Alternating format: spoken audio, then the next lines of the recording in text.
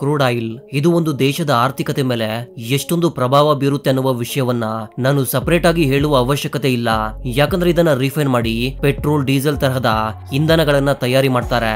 ಇನ್ನು ನಾವು ಇಂಧನಗಳ ಮೇಲೆ ಎಷ್ಟೊಂದು ಡಿಪೆಂಡ್ ಆಗಿದ್ದೀವಿ ಅಂದ್ರೆ 2 ಚಕ್ರದ ವಾಹನಗಳಿಂದ ಹಿಡಿದು ದೊಡ್ಡ ದೊಡ್ಡ ಫ್ಯಾಕ್ಟರಿಗಳವರೆಗೂ ಕೂಡ ಈ ಇಂಧನ ತುಂಬಾನೇ ಮುಖ್ಯವಾಗಿ ಬೇಕಾಗುತ್ತೆ.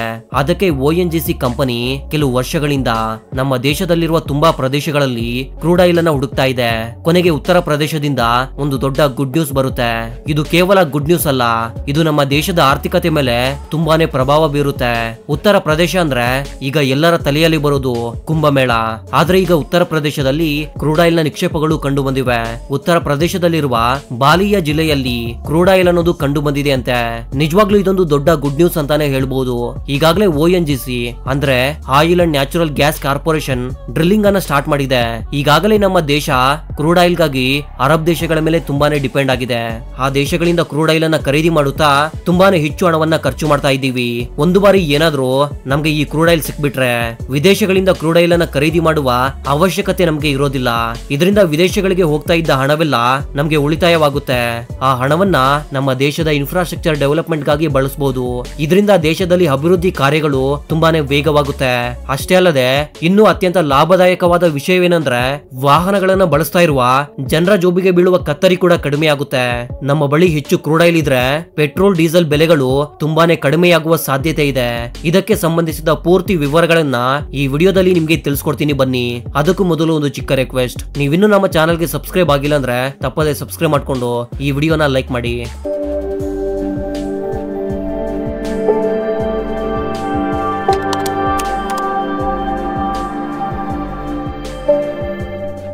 ಭಾರತ ದೇಶ ಚರಿತ್ರೆಯಲ್ಲೇ ಮೊಟ್ಟ ಮೊದಲ ಬಾರಿಗೆ ಈ ಕ್ರೂಡ್ ಆಯಿಲ್ ನ ನಿಕ್ಷೇಪಗಳು ದೊಡ್ಡ ಮಟ್ಟಿನಲ್ಲಿ ಕಂಡು ಬಂದಿವೆ. ಆದ್ರೆ ಪ್ರಸ್ತುತ ನಮ್ಮ ಭಾರತ ದೇಶ ಎದುರಿಸ್ತಾ ಇರುವ ಅತ್ಯಂತ ದೊಡ್ಡ ಸಮಸ್ಯೆ ಏನಂದ್ರೆ ಕ್ರೂಡ್ ಆಯಿಲ್ ಹಾಗೂ ನ್ಯಾಚುರಲ್ ಗ್ಯಾಸ್ ಅಂತ ಹೇಳ್ಬೋದು. ಭಾರತ ದೇಶದ ಅವಶ್ಯಕತೆಗಳಲ್ಲಿ 85% ಕ್ರೂಡ್ ಆಯಿಲ್, 55% ನ್ಯಾಚುರಲ್ ಗ್ಯಾಸ್ ಗಾಗಿ ನಾವು ದೊಡ್ಡ ಮಟ್ಟದಲ್ಲಿ ವಿದೇಶಗಳ ಮೇಲೆ ಡಿಪೆಂಡ್ ಆಗುವ ಪರಿಸ್ಥಿತಿ ಬಂದಿದೆ. ತುಂಬಾ ದೊಡ್ಡ ಜನಸಂಖ್ಯೆ ಇರುವ ನಮ್ಮ ಭಾರತ ದೇಶ ಈ ಸಮಸ್ಯೆಗಳಲ್ಲಿ ಸಿಕ್ಕಿ ಬೀಳೋದು ಅಷ್ಟೊಂದು ಒಳ್ಳೆಯದಲ್ಲ ಅಂತ ಹೇಳ್ಬೋದು. ಯಾವ ದೇಶಗಳು ಕಡಿಮೆ ದರದಲ್ಲಿ ಕ್ರೂಡ್ ಆಯಿಲ್ ಅನ್ನ ಕೊಡುತ್ತೋ ಆ ದೇಶದ ಮೇಲೆ ಅಮೆರಿಕ ದೊಡ್ಡ ಮಟ್ಟದಲ್ಲಿ ಸ್ಯಾಂಕ್ಷನ್ಸ್ ಅನ್ನ ವಿಧಿಸಿದೆ. ಉದಾಹರಣೆಗೆ ತಗೊಂಡ್ರೆ ರಷ್ಯಾದಿಂದ ನಾವು ದೊಡ್ಡ ಮಟ್ಟದಲ್ಲಿ ಕ್ರೂಡ್ ಆಯಿಲ್ ಅನ್ನ ಖರೀದಿ ಮಾಡ್ತಾ ಇದ್ವಿ. ಆದ್ರೆ ಕಳೆದ ಬೈಡನ್ ಸರ್ಕಾರ ರಷ್ಯಾದ ಮೇಲೆ ತುಂಬಾ ತರಹದ ಸ್ಯಾಂಕ್ಷನ್ ಗಳನ್ನ ವಿಧಿಸಿದೆ. ಇದರಿಂದ ರಷ್ಯಾದಿಂದ ಕ್ರೂಡ್ ಆಯಿಲ್ ಅನ್ನ ಖರೀದಿ ಮಾಡೋದು ತುಂಬಾನೇ ಕಷ್ಟವಾಗಿದೆ. ಪ್ರಸ್ತುತ ವಿದೇಶಗಳಲ್ಲಿ ನಾವು ದೊಡ್ಡ ಮಟ್ಟದಲ್ಲಿ ಕ್ರೂಡ್ ಆಯಿಲ್ ಅನ್ನ ಖರೀದಿ ಮಾಡ್ತಾ ಇರೋದ್ರಿಂದ ನಮ್ಮ ದೇಶದ ಬಳಿ ವಿದೇಶದ ಕರೆನ್ಸಿ ತುಂಬಾನೇ ಕಡಿಮೆಯಾಗುವ ಪರಿಸ್ಥಿತಿ ಬಂದಿದೆ. ಇನ್ನೊಂದ್ ಕಡೆ ವಿದೇಶಿ ರಾಜಕೀಯ ಪರಿಸ್ಥಿತಿಗಳಿಂದ ಕ್ರೂಡ್ ಆಯಿಲ್ ನ ಬೆಲೆ ಕೂಡ ಜಾಸ್ತಿ ಆಗ್ತಾ ಇದೆ. ಇದರಿಂದ ಭಾರತದ ಮೇಲೆ ಹೆಚ್ಚಿನ ಭಾರ ಬೀಳ್ತಾ ಇದೆ. ನಮ್ಮ Bharat Saudi Arabia, Iraq, UAE, Russia, ಅಮೆರಿಕಾದಂತಹ ದೇಶಗಳಿಂದ ಬೇರೆ ಬೇರೆ ಸಮಯದಲ್ಲಿ ಕ್ರೂಡ್ ಆಯಿಲ್ ಅನ್ನ ಖರೀದಿ ಮಾಡ್ತಾ ಇದೆ. ಕ್ರೂಡ್ ಆಯಿಲ್ ಅನ್ನ ಖರೀದಿ ಮಾಡೋದಕ್ಕೆ ಭಾರತ ಸುಮಾರು $160 ಮಿಲಿಯನ್ ಹಣವನ್ನ, ಅಂದ್ರೆ ನಮ್ಮ ಭಾರತದ ರೂಪಾಯಿಯಲ್ಲಿ ನೋಡಿದ್ರೆ ಹೆಚ್ಚು ಕಡಿಮೆ 15 ಲಕ್ಷ ಕೋಟಿ ರೂಪಾಯಿಗಳು ಕೇವಲ ಈ ಕ್ರೂಡ್ ಆಯಿಲ್ ಅನ್ನ ಖರೀದಿ ಮಾಡೋದಕ್ಕಂತಾನೆ ನಾವು ಎಷ್ಟು ದೊಡ್ಡ ಮಟ್ಟದಲ್ಲಿ ಹಣವನ್ನ ಖರ್ಚು ಮಾಡ್ತಾ ಇದೀವಿ ಅಲ್ವಾ. ಸೇಮ್ ಇದೇ ಪರಿಸ್ಥಿತಿ ನ್ಯಾಚುರಲ್ ಗ್ಯಾಸ್ ವಿಷಯದಲ್ಲಿ ಕೂಡ ಇದೆ. ಭಾರತೀಯ ಅವಶ್ಯಕತೆಗಳಲ್ಲಿ ಹೆಚ್ಚು ಕಡಿಮೆ 51% ಅಷ್ಟು ನ್ಯಾಚುರಲ್ ಗ್ಯಾಸ್ ಅನ್ನ ಕತಾರ್, UAE, ಅಮೆರಿಕ ಹಾಗೂ ಆಸ್ಟ್ರೇಲಿಯಾ ದೇಶಗಳಿಂದ ಈಗ ನಾವು ಖರೀದಿ ಮಾಡ್ತಾ ಇದ್ದೀವಿ. ಇದಕ್ಕಾಗಿ ಹೆಚ್ಚು ಕಡಿಮೆ $50 ಮಿಲಿಯನ್ ಹಣವನ್ನ ಖರ್ಚು ಮಾಡ್ತಾ ಇದ್ದೀವಿ. ಒಂದು ಸಾರಿ ಯೋಚನೆ ಮಾಡಿ, ಭಾರತದಂತಹ ದೊಡ್ಡ ದೇಶ ಕೇವಲ ಕ್ರೂಡ್ ಆಯಿಲ್ ಹಾಗೂ ನ್ಯಾಚುರಲ್ ಗ್ಯಾಸ್ ಗಾಗಿ ಎಷ್ಟೊಂದು ದೇಶಗಳ ಮೇಲೆ ಡಿಪೆಂಡ್ ಆಗಿದೆ ಅಂದ್ರೆ ಒಂದು ಬಾರಿ ಆ ದೇಶಗಳು ಕ್ರೂಡ್ ಆಯಿಲ್ ಇಲ್ಲ ನ್ಯಾಚುರಲ್ ಗ್ಯಾಸ್ ಅನ್ನ ಕೊಡೋದು ನಿಲ್ಸಿದ್ರೆ ಅತಿ ದೊಡ್ಡ ಹೊಡೆತ ಬೀಳೋದು ಬೇರೆ ಯಾವ ದೇಶಕ್ಕೂ ಅಲ್ಲ, ಮುಖ್ಯವಾಗಿ ನಮ್ಮ ಭಾರತದ ಮೇಲೆ ದೊಡ್ಡ ಹೊಡೆತ ಬೀಳುತ್ತೆ. ಆಲ್ರೆಡಿ ಒಂದು ಬಾರಿ ಇಂತಹ ಘಟನೆ ನಡೆದಿದೆ. ತಮ್ಮ ದೇಶಗಳ ಅವಶ್ಯಕತೆಗಳ ಹೆಸರನ್ನ ಹೇಳಿ ಕ್ರೂಡ್ ಆಯಿಲ್ ಎಕ್ಸ್ಪೋರ್ಟ್ ಅನ್ನ ನಿಲ್ಸಿದ್ರೆ ನಾವು ಏನು ಮಾಡೋದಕ್ಕೆ ಆಗೋದಿಲ್ಲ. ಅದರಿಂದ ಒಂದೇ ಬಾರಿಗೆ ಭಾರತದಲ್ಲಿ ಪೆಟ್ರೋಲ್, ಡೀಸೆಲ್ ಹಾಗೂ ನ್ಯಾಚುರಲ್ ಗ್ಯಾಸ್ ನ ಕೊರತೆ ಹೆಚ್ಚಾಗುತ್ತೆ. ಈ ರೀತಿ ಬೇರೆ ದೇಶಗಳ ಮೇಲೆ ನಾವು ಎನರ್ಜಿ ಸೋರ್ಸ್ ಗಳಿಗಾಗಿ ತುಂಬಾ ಡಿಪೆಂಡ್ ಆಗಿರೋದ್ರಿಂದ ಭಾರತ ಈ ವಿಷಯದಲ್ಲಿ ಅನ್ಸೆಕ್ಯೂರ್ ಆಗಿ ಇರಬೇಕಾದ ಪರಿಸ್ಥಿತಿ ಬಂದಿದೆ. ಕಲ್ಲಿದ್ದಲು, ಕ್ರೂಡ್ ಆಯಿಲ್ ಹಾಗೂ ನ್ಯಾಚುರಲ್ ಗ್ಯಾಸ್ ಈ ಮೂರು ಎನರ್ಜಿಯನ್ನ ಪ್ರೊಡ್ಯೂಸ್ ಮಾಡೋದಕ್ಕೆ ತುಂಬಾನೇ ಮುಖ್ಯವಾಗಿ ಬೇಕಾಗುತ್ತೆ. ಈ ಮೂರನ್ನ ಬಳಸ್ಕೊಂಡು ನಾವು ತುಂಬಾನೇ ಸುಲಭವಾಗಿ ಎನರ್ಜಿಯನ್ನ ಪ್ರೊಡ್ಯೂಸ್ ಮಾಡಬಹುದು. ಆದ್ರೆ ನಮ್ಮ ಬಳಿ ಕಲ್ಲಿದ್ದಲು ಅವಶ್ಯಕತೆಗಿಂತ ತುಂಬಾನೇ ಹೆಚ್ಚಿದೆ. ಇನ್ನು ಕಲ್ಲಿದ್ದಲನ್ನ ನಾವು ವಿದೇಶಗಳಿಗೆ ಕೂಡ ಎಕ್ಸ್ಪೋರ್ಟ್ ಮಾಡ್ತಿದ್ದೀವಿ. ಆದ್ರೆ ಪೆಟ್ರೋಲ್, ಡೀಸೆಲ್ ಹಾಗೂ CNG ಗಳನ್ನ ಹೇಗೆ ಚಿಕ್ಕ ಪುಟ್ಟ ವಾಹನಗಳಿಗೆ ಬಳಸ್ತೀವೋ ಆ ರೀತಿಯಲ್ಲಿ ಈ ಕಲ್ಲಿದ್ದಲನ್ನ ಬಳಸೋದಕ್ಕೆ ಸಾಧ್ಯವಿಲ್ಲ. ಒಂದು ಕಾಲದಲ್ಲಿ ರೈಲು ಇಂಜಿನ್ ಗಳನ್ನ ಇದೇ ಕಲ್ಲಿದ್ದಲನ್ನ ಬಳಸ್ಕೊಂಡು ರೈಲನ್ನ ನಡೆಸ್ತಾ ಇದ್ರು. ಆದ್ರೆ ಈ ಪ್ರೋಸೆಸ್ ಅನ್ನೋದು ತುಂಬಾನೇ ಕಷ್ಟಕರವಾಗಿರುತ್ತೆ. ಅಷ್ಟೇ ಅಲ್ಲದೆ ಅದರಿಂದ ಬರುವ ಹೊಗೆಯಿಂದ ದೊಡ್ಡ ಮಟ್ಟದಲ್ಲಿ ಪೊಲ್ಯೂಷನ್ ಕೂಡ ಕ್ರಿಯೇಟ್ ಆಗುತ್ತೆ. ಇದರಿಂದ ನಿಧಾನವಾಗಿ ಕಲ್ಲಿದ್ದಲಿಂದ ಚಲಿಸುವ ರೈಲುಗಳು ನಿಂತು ಹೋದ್ವು. ಕೇವಲ ಕಲ್ಲಿದ್ದಲಿಂದ ಈಗ ಕರೆಂಟ್ ಅನ್ನ ಮಾತ್ರವೇ ನಾವು ತಯಾರಿ ಮಾಡ್ತಾ ಇದ್ದೀವಿ. ಅದು ಬಿಟ್ರೆ ಇನ್ನು ಯಾವ ಕೆಲಸಕ್ಕೆ ಕೂಡ ನಾವು ಹೆಚ್ಚಾಗಿ ಕಲ್ಲಿದ್ದಲನ್ನ ಬಳಸೋದಿಲ್ಲ. ಹೆಚ್ಚಾಗಿ ಸಿಗುವ ಕಲ್ಲಿದ್ದಲಿನಿಂದ ನಮ್ಗೆ ಹೆಚ್ಚು ಉಪಯೋಗವಿಲ್ಲ. ಆದ್ರೆ ಕ್ರೂಡ್ ಆಯಿಲ್ ಹಾಗೂ ನ್ಯಾಚುರಲ್ ಗ್ಯಾಸ್ ಗಳ ಡಿಮ್ಯಾಂಡ್ ಅನ್ನೋದು ನಮ್ಮಲ್ಲಿ ತುಂಬಾನೇ ಹೆಚ್ಚು ಮಟ್ಟದಲ್ಲಿದೆ. ಆದ್ರೆ ಕಲ್ಲಿದ್ದಲಿನ ತರ ಕ್ರೂಡ್ ಆಯಿಲ್ ಹಾಗೂ ನ್ಯಾಚುರಲ್ ಗ್ಯಾಸ್ ನಮ್ಮ ಭಾರತದಲ್ಲಿ ಸಿಕ್ಕರೆ ಭಾರತದ ಮೇಲೆ ಬೀಳ್ತಾ ಇರುವ ಆರ್ಥಿಕ ಭಾರ ಅನ್ನೋದು ಪೂರ್ತಿಯಾಗಿ ಕಡಿಮೆ ಆಗುವುದರ ಜೊತೆಗೆ ದೇಶದ ಅಭಿವೃದ್ಧಿಯಲ್ಲಿ ಕೂಡ ನ್ಯಾಚುರಲ್ ಗ್ಯಾಸ್ ಹಾಗೂ ಕ್ರೂಡ್ ಆಯಿಲ್ ನ ನಿಕ್ಷೇಪಗಳು ತುಂಬಾನೇ ಸಹಾಯವಾಗುತ್ತೆ. ಆದ್ರೆ geological survey of India Bihar ನಲ್ಲಿ ಹಾಗೂ ಅಂಡಮಾನ್ ನಲ್ಲಿ ಕ್ರೂಡ್ ಆಯಿಲ್ ನಿಕ್ಷೇಪಗಳನ್ನು ಗುರುತಿಸಿದ ನಂತರ ರೀಸೆಂಟ್ ಆಗಿ ಉತ್ತರ ಪ್ರದೇಶದಲ್ಲಿ ಕ್ರೂಡ್ ಆಯಿಲ್ ನಿಕ್ಷೇಪಗಳನ್ನು ಗುರುತಿಸಿದ್ದಾರೆ.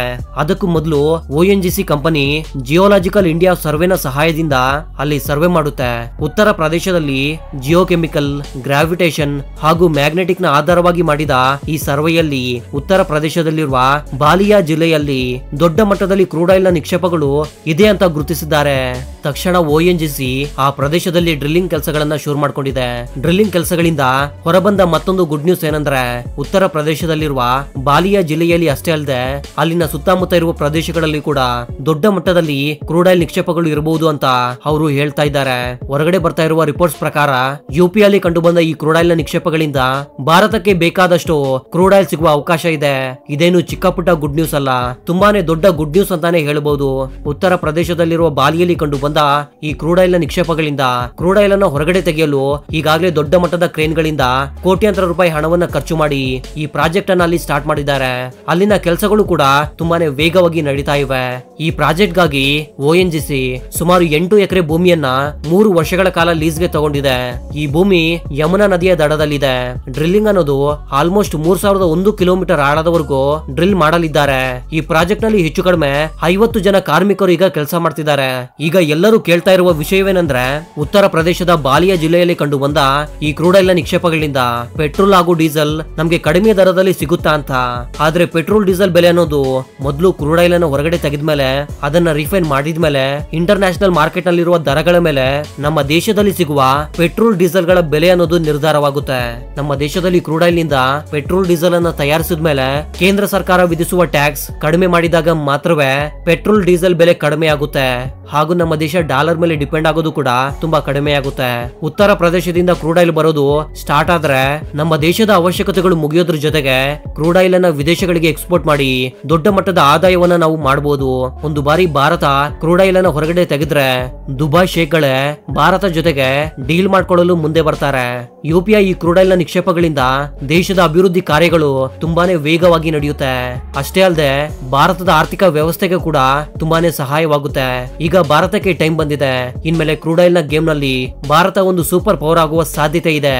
ಎಲ್ಲ ಅಂದ್ಕೊಂಡ ಹಾಗೆ ONGC ಮಾಡ್ತಾ ಇರುವ ಡ್ರಿಲ್ಲಿಂಗ್ ನಲ್ಲಿ ಕ್ರೂಡ್ ಆಯಿಲ್ ಸಿಕ್ಬಿಟ್ರೆ ಭಾರತ ಒಂದು ಸೂಪರ್ ಪವರ್ ಆಗೋದ್ರಲ್ಲಿ ಸಂದೇಹವೇ ಇಲ್ಲ.